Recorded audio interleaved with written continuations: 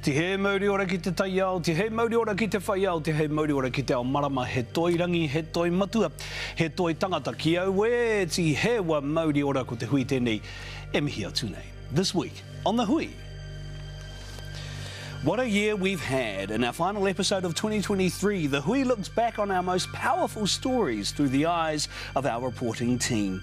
And they're young, inspiring and motivated. We're joined by the next generation of Māori MPs, Hauraki Waikato MP, Hana Rāwhiti Maipi Clark, Te Ikaroa Rāwhiti MP, Kusha Tangare, and Wellington Central MP, Tamitha Paul.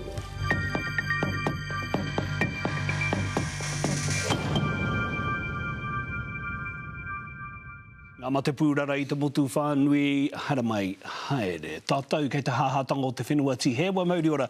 And welcome back to The Hui. This is our last show for 2023, and what a year it has been indeed. So much to discuss and look back on. And who better to do that with than our tremendous, talented team of television journalists. Love the alliteration. Joining me now are our reporters, Rorani Pereira, John Boynton, D'Angelo Martin, and Mediana Johnson. Tēnā koutou katoa. Welcome to the studio. Thanks for being here. It's so great to have you all here with me, and you get to see how it's done. Rorani Pereira, it's been a big year, huge year.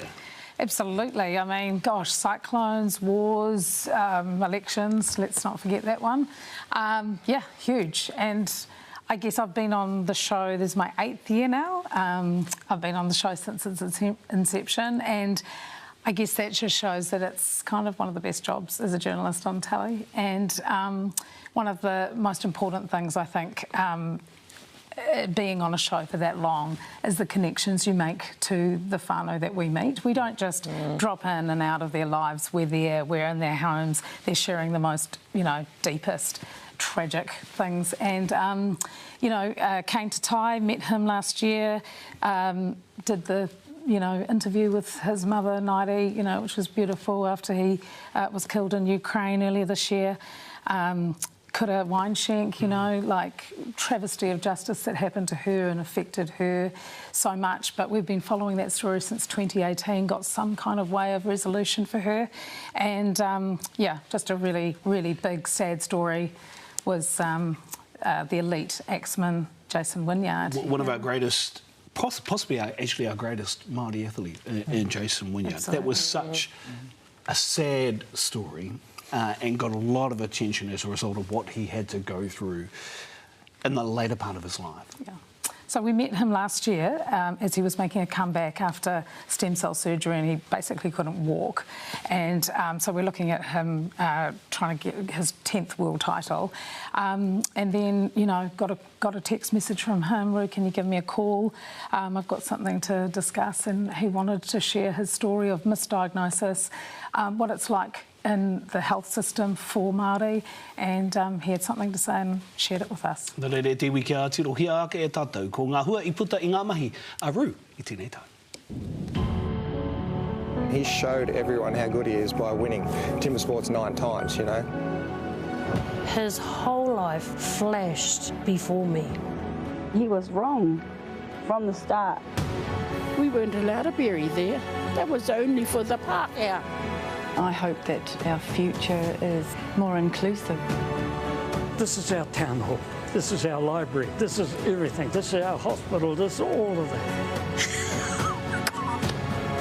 I'm Ange. Nice to meet you. Oh, you too. You too. I love you. Who can forget Auntie with the Warriors? They were awesome. Almost did it too this year. John Boynton, we started this year, actually, our first guest was Rereata Mākea, and we started talking about the cyclones. And you spent a lot of time into Tai Rāwhiti this year with our whānau, who did it really tough as a result of the cyclone. Yeah, they did. It's been a big year and a tough year for a lot of whānau around the motu. Our first episode was down in Te Matua Maui, following the devastation of Cyclone Gabrielle and those rural Māori isolated communities that really felt the impact of that. And then we moved northwards to Te Karaka and Te Tai Rāwhiti, and we were able to focus a bit on the mahi of Te Aitanga Mahaki and Robin Rona and the work that the iwi is doing to try and support their whānau to rebuild in their community. They brought cabins to house them temporarily, and they're supporting whānau whether they're insured or not insured. And the result of that hard work came through just before the election. They were allocated $15 million of funding by the previous Labour government. So, to try and rebuild safely and to see what that recovery looks like in Te Karaka. So it's going to be interesting to see how this new coalition government weighs up the recovery effort. Both you and Roo have mentioned whānau and whānau connection, and a story that you both worked on extensively was Migoto. Man, what a kōrero. Pretty powerful. It's a story that actually came from our time down in Te Matawa, Maui, and we met the wonderful wahine, Migoto Iria, and she was just so open with sharing her story with us over the past year. Any question, any piece of information, she was so open. And, it's a journey that took us from Tūtera in the Hawke's Bay all the way to Japan. We went with our cameraman, Rua and I, and Migoto, Mark. Just a shout out to Mark for his beautiful cup of tea over there. And we came home, and our wonderful editor, Deb Matthews, and our story producer, Joe Mitchell, were able to help bring it to life as well. So Rue might have a few more words on I just think, we've had payouts, we've had apologies, we've had, government law changes, but finding someone's father is kind of up there. Tēnā koe rua, e kia no te kōrero, te kotahi a tūhoi ka kata te pō, te kotahi a tūhoi ki te hui, ka ora te kaupapa. It's about history, it's about memory, all gone. Our whānau's lives have just been washed away. Throughout my early 20s, I struggled with bulimia a lot. You drive around here, these people have been through hard times. At the moment, Te Karaka feels like a ghost town because so many whānau are unable to live here. I'm glad to know that you are alive. The grief that Tamaiti's held on for so long is coming out. E tangi ana te ngākau, hoi no e tangi ana he wā anō ka tangi te tangata i te harikoa o te ngākau. Te Angelo, tēnā koe i o mahi. Kia ora. I tēnei tau. Ara anō atu ngā kaupapa ko oti a koe ki te kāinga. Ai, tika rā, ko tētahi o ngā tino whāinga mōku ake mō tēnei tau, kia hoki atu ki te kāinga. Ki te kite i ngā whainga o te wākainga, ki te noho, ki te whakarongo, ki te kite i ngā pūrongo.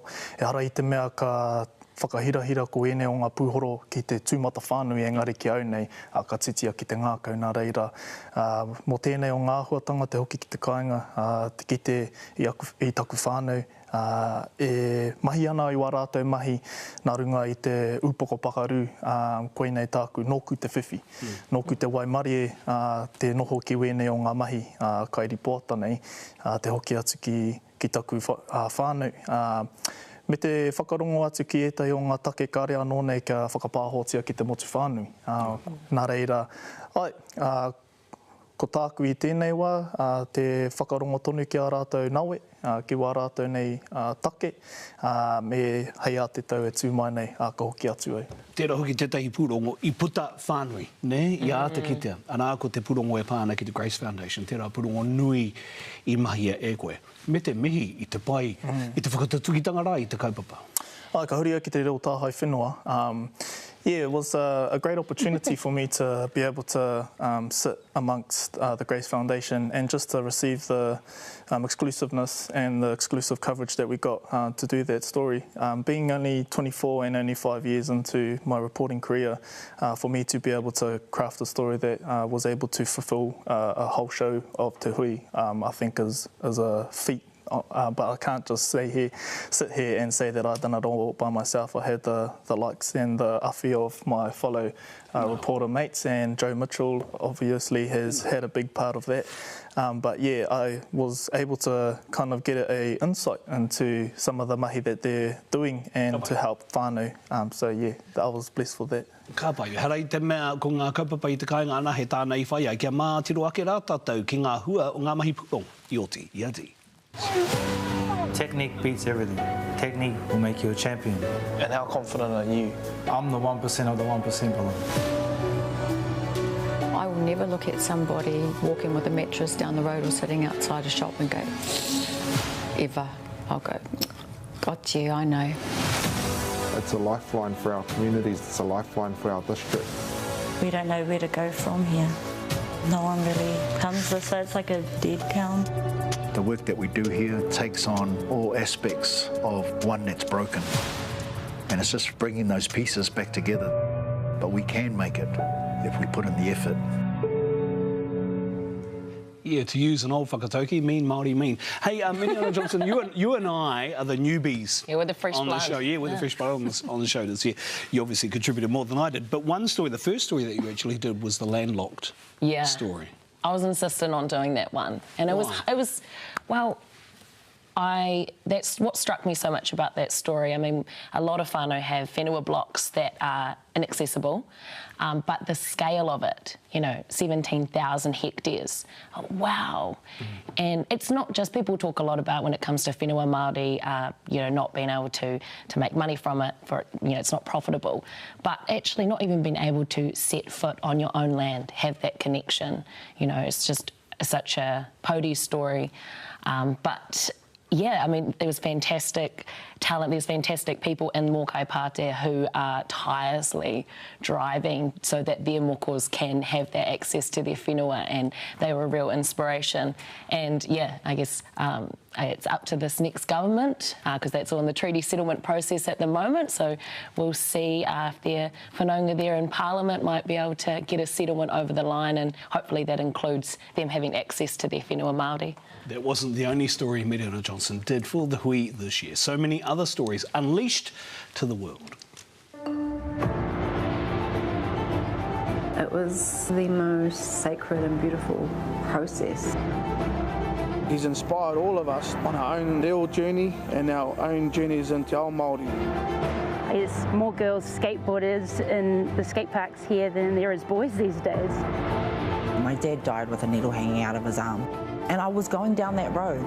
The last bit of the puzzle was for me to die with a needle hanging out of my arm. Would you not fight so that your next generation can finally get to their lands?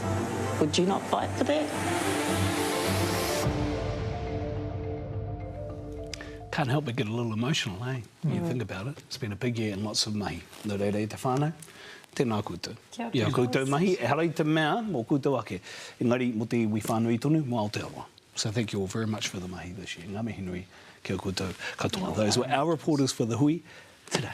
Taro kawi hoana e te iwi, he kōrero tōranga pū te harea kenei, our new Māori MPs, Hana Rawhiti, Maipi Clark, Kushra Tangare and Timothy Paul are on the Hui after this.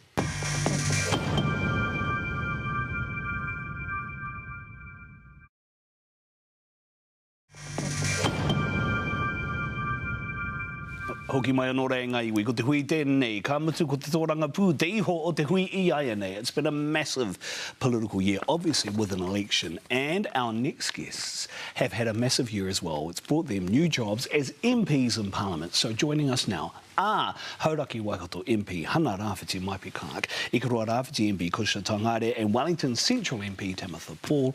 E ku mare kura tēnā koutou katoa. No mai, thank you so much, very much for joining us in studio here today. Does election night feel a long way away now after the development of the new coalition government? Now it does. Looking at the scale of what we have got coming at us for the next 3 years, I think on the night I was definitely so grateful to Pōneke for believing in me and electing me, but then when I looked at the overall result, for the rest of the country, I thought, man, we've really got our work cut out for us. So feels like that was years ago, and now we just are ready to go. The same way? I mean, don't forget that you're up against a seasoned politician who, yes, had left the Labour Party and gone to a Māori party, but, you're up against someone pretty formidable. So does it feel for you like it's a long way gone now? Well, there was such momentum and it was just all go, go, go, such a short. And then even after election night, there was no time to exhale. It was still momentum kept going to sort out parties, etc. Then it felt like the brakes were slammed on. Yeah. And so now, time to get back into first gear and gear up again and sort ourselves out. Hana Rawhiti Maipi Clark, you and I have already talked a little bit about this, but Parliament must feel like a different place without... It'll feel like a different place without Nanaia Mahuta in it. Do you still think about that and reflect on what happened on that election night? Definitely. I think for me, election night was overwhelming, overstimulating, very grateful, like these Māori could I say, to our electorate. However, for me, I've kept bloody saying this so many times. It wasn't about the seat, it was about the table. Yeah. So there was my mind on that too. OK, so what does the table look like for all of you now that Christopher Luxon has made a big deal about basing service delivery, reinforce it and re-emphasise it this morning actually on the breakfast shows, service delivery based on need rather than race. This is what we've heard in 2005 under Don Brash. This is what actually underpins the coalition agreement. So when you all hear that, what do you think? I think this is the most racist government that we've seen in decades, in a very, very long time. And if we look at the table, this is the table that I think where we need to whakakotai a tātou, hei papuru i te mana motuhake, and the work that we can need to do in and outside of Parliament. Is this the most racist government we have seen in decades, Tamitha? Well, I mean, I haven't seen many governments because I'm a rangatahi that's doing this job now.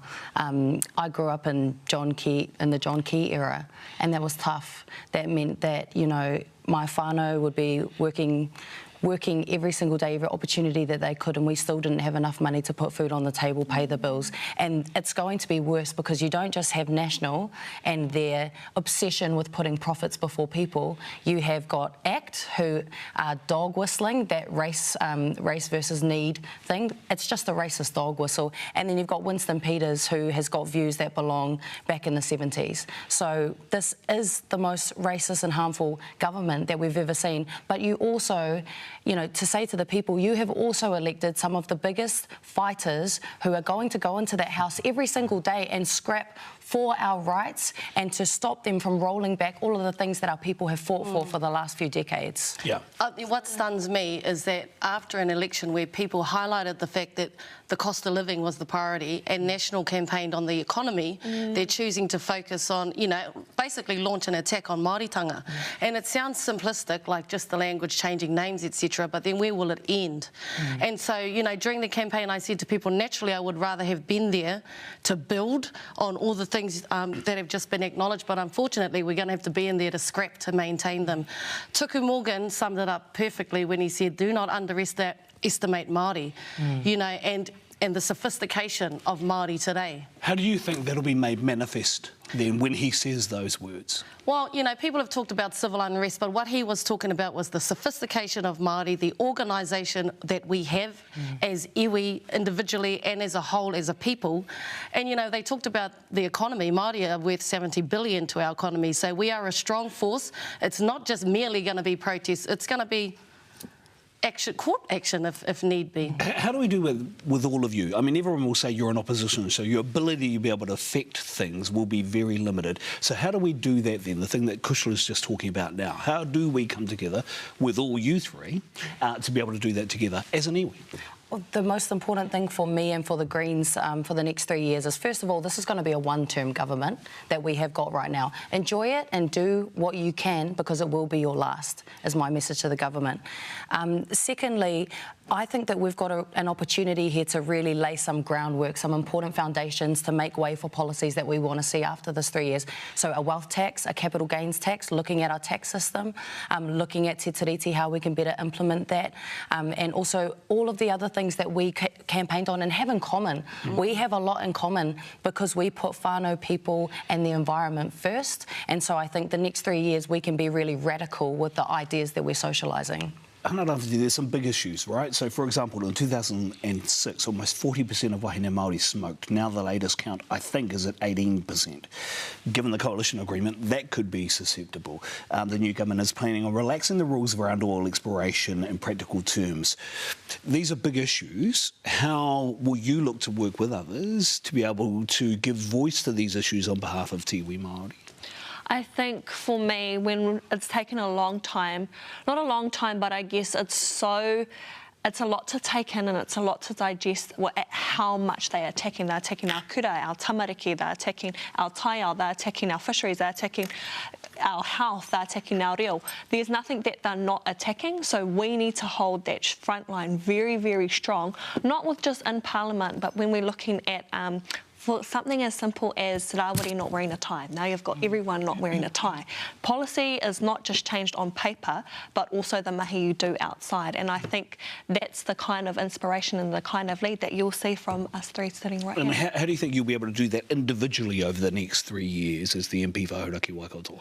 Individually, like I said, on our other panels, we've already gone around to Tukumihi tour, we've already gone face-to-face straight after, and those are the deals and those are the messaging that our whānau are telling us to do.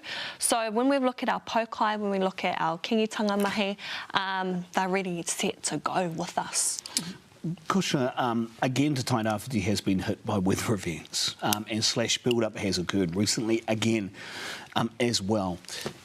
This is big mahi for you as the MP of Ikaroa-Rāwhiti. I mean, how can you try, from an individual perspective, but also working with others, try and give some effective change to be able to build the resilience of our communities at home at the Papakāinga?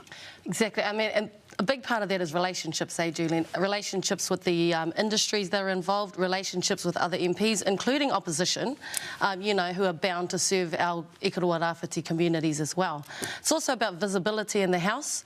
People have elected me as the Māori voice for Labour, so making sure I have that visibility and the opportunity to influence in the House and throughout, not only Ikaroa-Rāwhiti, but as we discussed, Aotearoa Whānui. Yep. Timothy, you've come from this obviously from a local body perspective, from Wellington Council, and the way in which you were able to transition that, but not only that, also transfer the support base to be able to become the MP for Wellington. What else do you think you can bring with those transferable skills from a local body perspective as an MP for Te Whanganui Aotearoa Wellington and Central? I think the one big thing that I'm really missing about council is that we had the opportunity to do real stuff and to deliver, whether that's, you know, decarbonising our transport system, getting the buses going, you know, building housing, making sure it can be built across the city. It is very delivery focused, and now going into this role as being a Member of Parliament, I've got a different set of tools available to me. So I'm looking towards systemic change, because we can't keep skirting around the edges, especially when it comes to climate change. When we look at how unequal Aotearoa is, it's time to actually get that systemic change. So a big focus for me is going to be, like I said before, laying that groundwork. I want to be talking about what is the use of prisons in our society. How deeply unfair is our tax system? How can we make sure that we are transitioning to a greener future where, you know, people don't have to rely on polluting industries like farming and forestry? So I'm thinking about that systemic change and really, you know, having this platform to be able to speak to the aspirations that I want and that the Greens want and that, in fact, probably our whole generation are looking toward. Yeah, it feels like that you three can work together quite easily and collaborate easily to be able to work on lots of issues. Can the three parties work together to become the next coalition government when they stood in the last election and there hasn't been a change in any of the leadership structures of the three parties? Can that happen effectively? I think our commitment is definitely to work together. You know, we were talking about, we actually envisaged when we were campaigning that this would be our coalition. And I think all parties went in with that intention. And like Tamitha's acknowledged, we are the parties that put people first, and we will. I mean, and I like that Tamitha raised aspirations, because even though we're sitting here talking about the fact we're going to have the scrap to maintain, which we will, we are an aspirational people, and we want to keep that in mind, not just stay stagnant. Let's believe that we can grow from this, and we will. Yeah, I think part of the plan from us getting you three together was to try and focus on those aspiration things, despite the threats that people talk about, and this has got a lot of commentary at the moment from ricocheting throughout Te Iwi Māori. So thank you for being those advocates for the aspiration for us. I wish you all really well over the next 3 years. Kia kaha I roto i au koutou mahi. Tēnā koutou katoa. Kia ora. Ngā mihi nui kia koutou katoa. That was, of course, our new MPs in Parliament after the last election, Hana Rāwhiti, Mai P. Clark, Tamitha Paul and Kusha Tangaire. After this, we take a further look back at 2023 as we close our hui for the year. Kia i totunu maira.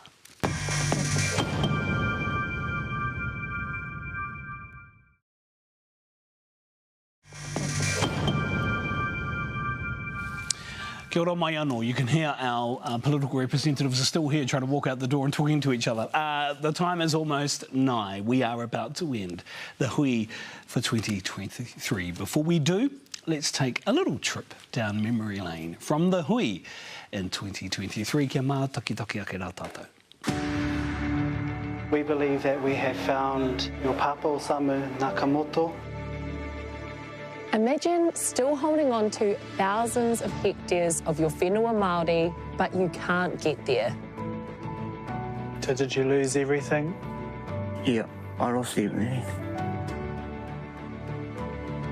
To them it's a game, to us it's our lives. This is about us living the life our ancestors wanted us to live.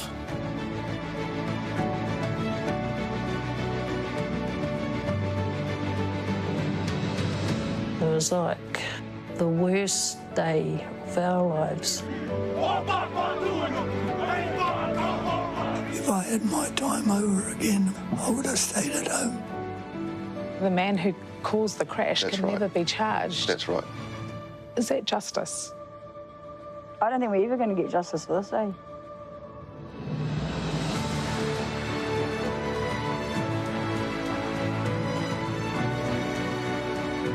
It's an emotional time for us, but we got to get on with it. We just got to lift our chin up and move forward.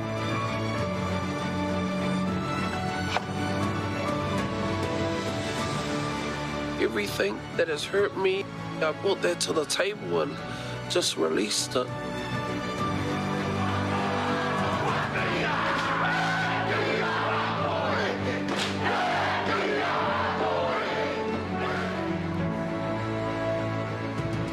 I've been cut off from my family because of the floods.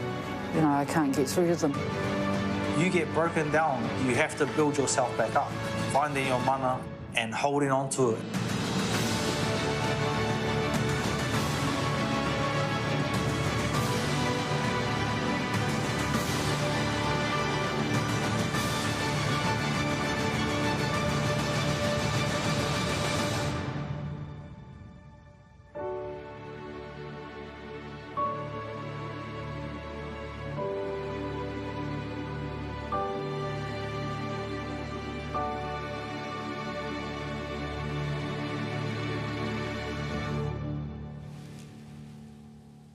Choice, eh? E te iwi, that is us. Our thanks to our team, our producers, Rewa and Mal, our production manager, Jody, who is awesome, our post-production team led by Debbie, Mark, our camera person, and Phil and all the whānau at GSTV, and Kirsty as well, who thinks I'm awesome, but she's never actually said that to me. But, you know, it's a vibe I get. The crew here at TV3 who look after us every week, tēnā koutou katoa.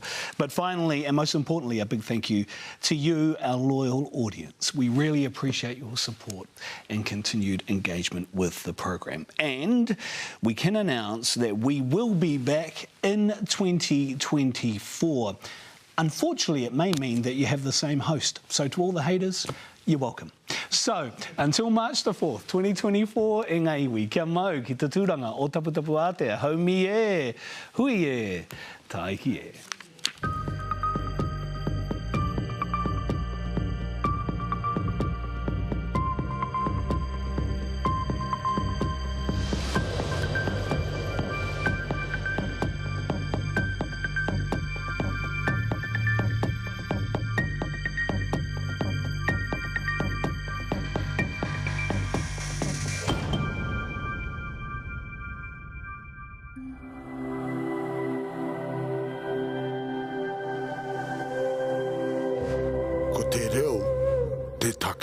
Nā te puna whakatongarewa, te hui, i tautoko.